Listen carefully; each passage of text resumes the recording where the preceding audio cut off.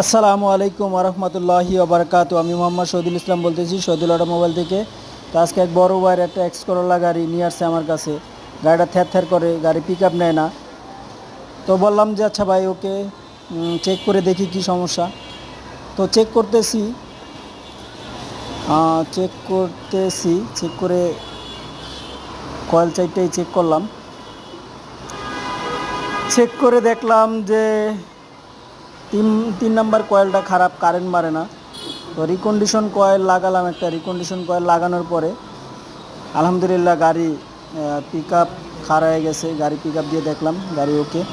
তোকে সবাই ভালো থাকবেন, সুস্থ থাকবেন, দোয়া করবেন। চলে আসবেন শহীদুল অটোমোবাইলে, মিরপুর 1 ঢাকা, গুদারাঘাট আদর্শটার সংলগ্ন। আমাদের এখানে এসি ইলেকট্রিক ইঞ্জিনের যাবতীয় কাজকাম করা হয়, ডেন পেন, গ্যাসের। এই যে এই কয়েলটা খারাপ হয়ে গেছে, তাই এই কয়েলটা রিকন্ডিশন লাগানো হইতেছে। সবাই ভালো থাকবেন, সুস্থ থাকবেন, দোয়া করবেন। আসসালামু আলাইকুম।